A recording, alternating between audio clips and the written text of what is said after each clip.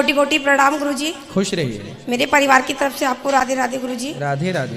गुरुजी मेरा प्रश्न है कि गुरुजी मेरी शादी को 15 साल हो चुके हैं। गुरुजी मैंने अपनी तरफ से अपने पति से और अपने पूरे परिवार से पूरी तरह से निभाने की कोशिश की थी। गुरुजी आज भी मैं उन लोगों को दिल से प्यार करती हूँ, पर गुरुजी वो लोग मुझसे बहुत नफरत करते हैं। आए हैं? नहीं गुरुजी, मैं अकेली आई हूँ, वो तो मानते ही नहीं है। तो पति आपके साथ रहते नहीं है? नहीं गुरुजी, उन्होंने दूसरी शादी कर रखी है। कर ली तो आपको तलाक दे दिया? नहीं गुरुजी, मैं 10 साल से उनके मम्मी पापा के साथ रहती थी। उन्होंने तो फिर आपकी इजाजत के बिना उन्होंने दूसरा विवाह किया है तो कानून इजाजत नहीं देता? गलत है कानून के हिसाब से। गुरुजी मैं अपने सास ससुर के साथ रहती थी। मेरा एक बेटा है 13 साल का। तो गुरुजी अब उन्होंने मुझे अपने घर से भी निकाल दिया है। अब गुरुजी आप बताइए मेरे लिए क्या रास्ता है। तो आपने अपने पति से बात की? उन्होंने ऐसा क्यों किया? क्या कहना है उनका? गुरुजी वो शुरू से बस यही कहते हैं मुझे तेरे साथ नहीं रहना। तो फिर विवाह क्यों किया था उन्होंने? कहते हैं मैं छोटा था, 18 साल का था, मेरे अंदर दिमाग नहीं था। तो दिमाग नहीं था तो फिर बच्चा पैदा क्यों किया? वही गुरुजी, उनके आगे कोई जीत नहीं सकता ना। दिमाग नहीं था तो बच्चा भी पैदा कर लिया, और जब दिमाग आया तो दूसरे के संग सेट हो गए, और खुद की पत्नी अब बुरी लग रही है। इन लोगों को उल्टा लटका के मिर्ची का धुआं देने की जरूरत है। गुरुजी अब आपको मैं उपाय बताता हूँ। जी गुरुजी। उन्होंने विवाह कर लिया दूसरा? हाँ जी गुरुजी, उनके 2 बच्चे भी हैं। तो आपने क्यों होने दिया? गुरुजी मुझे बताया नहीं, तो मेरे सास ससुर ने मुझे गुमराह किया। तो पुलिस कंप्लेंट करिए, पुलिस का सहयोग लीजिए आप। और गुरुजी मैं 15 साल से अपने ससुराल में रहती हूँ, तो मेरी ननद मेरे सास सब कहते हैं कि मैं लालची हूँ, इसलिए उस घर में रहती हूँ। मेरे को प्रॉपर्टी का लालच है। तो वो अपनी दूसरी पत्नी के संग रहता है, 2 बच्चे हो गए उसके, और आपने कोई ऑब्जेक्शन नहीं लिया? नहीं गुरुजी, मैंने सोचा चलो जो ये कर रहा है वो कर रहा है, मेरा कर्म है, मैं अपना कर्म निभा रही थी गुरुजी। नहीं नहीं, ऐसे केस में क्या करना चाहिए कि जो आपके पति यदि किसी और महिला के संग है तो आपको तुरंत महाकाली बन करके उसकी छाती में चढ़ जाना चाहिए।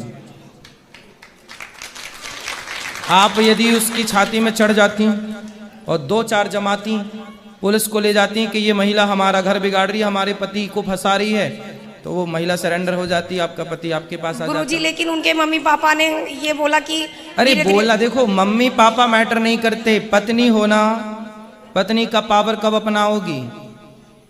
पत्नी होना, पति तो तुम्हारा है। जी गुरुजी। अब तुमने नहीं ध्यान दिया तो तुम्हारे पति को दूसरी ले गई कि नहीं? जी गुरुजी। फिर इसलिए साम दाम दंड भेद हमारे यहाँ सब विधान है। समझाती पति को शांति से, क्या पराई औरत के चक्कर में ना पड़ो। पुलिस कंप्लेंट कराती, आप नहीं मानता तो जो जिसके संग चक्कर था उसकी छाती में चढ़ के आपको और अपने पति के साथ न्याय करना चाहिए था, उसको चंगुल से हटाना चाहिए था। गुरुजी स्त्रियों का घर स्त्रियां ही बिगाड़ती हैं। गुरुजी मतलब उनके एक भाई ने ना फांसी लगा ली थी, तो मेरे ससुर कहते थे तू कुछ करेगी तो ये मर जाएगा। अरे तो ऐसे से मर जाए तो ही अच्छा है भाई, चरित्रहीन होके रहे, है ना। ऐसे लोगों को जीने का अधिकार भी नहीं है। रावण को राम जी ने क्यों मारा? तुम दूसरों की औरतों की तरफ नजर डालोगे, ऐसे लोगों को मर जाना सही है। ताही बधे कछु पाप न होई, ऐसे लोगों का मर जाना उत्तम है। ऐसे लोग मर जाए तो ही अच्छे। जो पराई औरत पर नजर रखे, जो पराई स्त्री अपनी पत्नी के होते हुए पर नारी के साथ संबंध रखे ऐसे, और जो स्त्री अपने पति के होते हुए पर पुरुष पर नजर रखे और संबंध रखे पर पुरुष से, ऐसे स्त्री पुरुष को जीने का कहाँ अधिकार है? चरित्रवान बन के जियो। चरित्रहीनों को तो रावण जैसों को राम जी ने मार ही दिया था। बाली को भी इसी चक्कर में मारा, क्योंकि बाली ने भी सुग्रीव की पत्नी का हरण ही तो किया था। राम जी का न्याय यही है, जो चरित्रहीन है उसे जीने का कोई अधिकार नहीं। फिर हमारे यहाँ न्याय अलग प्रकार का है, अब लोग समझ नहीं रहे हैं। गुरुजी अब आगे का रास्ता बताइए मुझे। आप क्या, आप तो लेट हो गए, आप उसके बच्चे हो गए। अब देखो कानूनी कार्रवाई हो सकती है। अब बच्चे ना हुए होते शुरुआत में, आप हमसे पूछती तो आपकी जय हो जाती, आपकी जीत होती, आप छाती पे चढ़ती उसकी। जी गुरुजी। अब तो उसका भी घर बिगड़ गया। और उसने पहली शादी की कि उसका भी कोई दूसरा विवाह है आपके पति? उसका भी दूसरा विवाह है गुरुजी। तो फिर आपके पति से ही उसके 2 बच्चे हुए? हाँ जी गुरुजी, पहले पति से भी एक बेटी है गुरुजी उसकी? हाँ जी। तो वो अपने पति को क्यों छोड़ दी? उसका पति सर गुरुजी एक्सपायर हो गया था। अच्छा, इसलिए फिर सती प्रथा स्टार्ट हुई थी। सती प्रथा क्यों स्टार्ट हुई थी? इसीलिए कि खुद का चला गया तो दूसरे का बिगाड़ दिया, दूसरे को खींच लिया। लो, इसलिए सती प्रथा स्टार्ट हुई थी। हर कार्य का कारण है, ये कारण निकल के आया। इसलिए फिर बाद में फिर राजा राम मोहन राय ने बंद कर दी। अब राजा राम मोहन राय कहाँ हैं?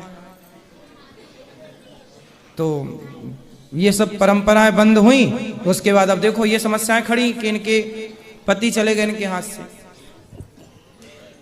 गुरुजी मतलब सब लोग कहते हैं मुझे दूसरी शादी करनी चाहिए, लेकिन मैं नहीं करना चाहती गुरुजी। ये सलाह तो हम आपको नहीं देंगे।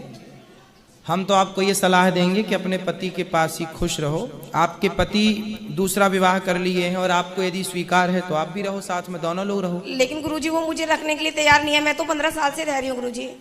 तो दोनों लोग तैयार नहीं हैं? उसकी पत्नी जो जिसके साथ वो हैं वो तैयार नहीं है? गुरुजी मैंने उससे तो कभी बात नहीं की, पर वो मेरे पति तो जो पति है, आपके साथ रहने को तैयार अभी भी नहीं है? वो 10 साल से मेरे साथ नहीं रहते गुरुजी। उन्होंने अपने मम्मी पापा। आपने आखिरी बार बात कब की उनसे? गुरुजी अभी आखिरी बार मेरी बात हुई है 3 महीने पहले। तो आपने बोला नहीं कि मैं आपके साथ रहना चाहती हूँ? मैंने गुरुजी बहुत बोला, लेकिन वो कहते हैं मुझे नहीं रहना तुम्हारे साथ। फिर अब आप बताओ क्या करने का मन है आपका?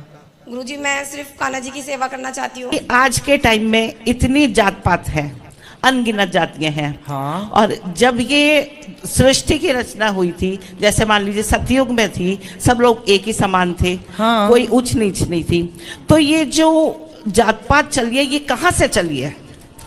जैन है, ब्राह्मण है, शूद्र है, वाल्मीकि है, हर तरह के, मुस्लिम है, जैन है। तो ये कहाँ से? सनातन धर्म तो हमारा है ये एक, और बाकी जो जात पात है ये कहाँ से आई हैं?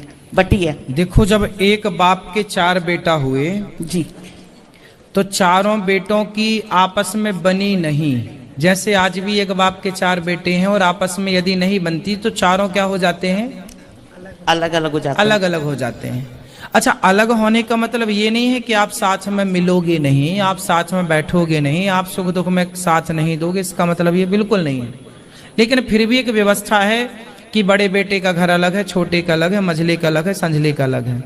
4 बेटे हैं, चारों की अपनी पत्नियां हैं, चारों के अपने बच्चे हैं, चारों की अपनी कमाई है, चारों का अपना बिजनेस व्यापार है। करो, चारों की मान्यताएं, चारों के विचार अलग अलग हैं। उसी तरह फिर वो 4 के, जब फिर उनके 2 हुए, उनके 4 हुए, उनके, तो वो होता चला गया अलग अलग। तो उनमें से एक हो गया ब्राह्मण। जैसे आप 4 मैया खड़ी हो, तो ये मैया ना थोड़ा सात्विक ज्यादा है और इनको ना पूजा पाठ अच्छी लगती है, तो इनका नाम दे दिया गया ब्राह्मण। और आप थोड़ा डेंजर हो, लड़ भिड़ भी अच्छा लेती हो, तो आपका नाम दे दिया गया क्षत्रिय। और ये मैया अच्छा पैसा बचाती हैं, थोड़ा पैसे से मजबूत रहती हैं, स्ट्रांग, तो इनका नाम दे दिया गया वैश्य। और वो मैया ना आप तीनों के संग जहां बोली बहन, ये बोली कि बहन चलना है, जी चलो, वो तुम्हारे संग भी चलती हैं, तुम्हारे संग भी चलती हैं, तुम्हारे संग भी चलती हैं। तो जो सबका साथ दे वो शूद्र।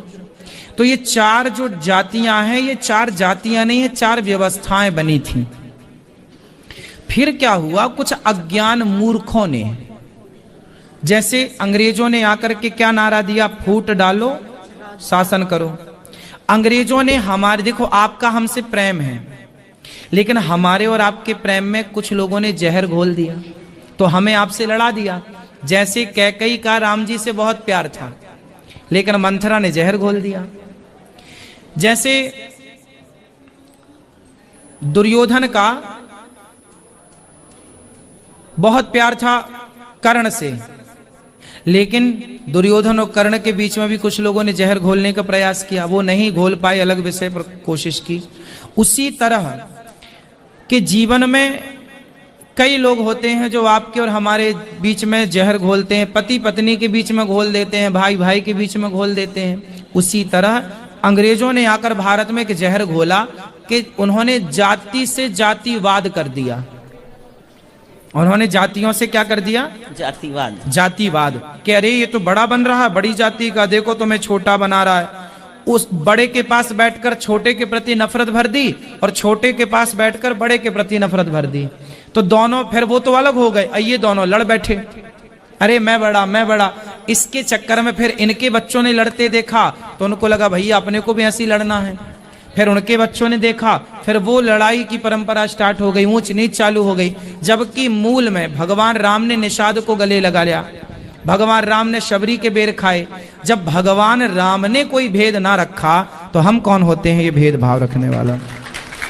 तो मैया ये भेद जो समाज में बना है ये कुछ लोगों ने षड्यंत्र के तहत घुसाया है। अब हम लोगों की समझदारी है कि हम लोग इस भेदभाव को मिटाकर एक नए भारत का निर्माण करें और प्रेम पूर्वक रहें। यदि बड़ों ने कचरा फैलाया है तो हम साफ करें।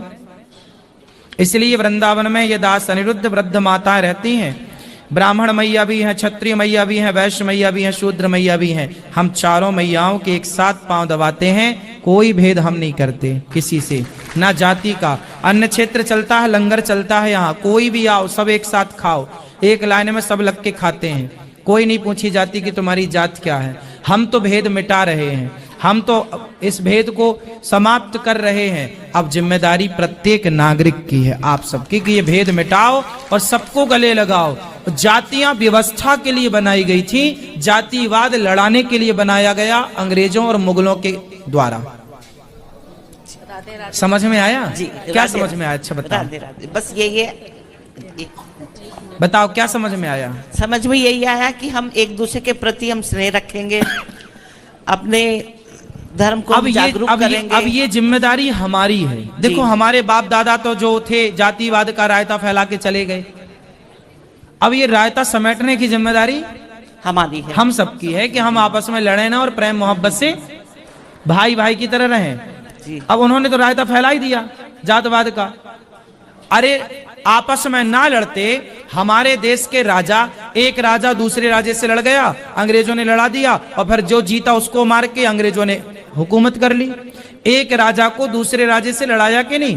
पृथ्वीराज चौहान और महाराणा प्रताप, हल्दी घाटी का जो युद्ध था उसमें महाराणा प्रताप के साथ केवल मुगल नहीं थे, भारत के क्षत्रिय राजाओं की कई सेना थी, कई टोलियां थी। हल्दी घाटी का युद्ध केवल महाराणा प्रताप और मुगलों से नहीं था।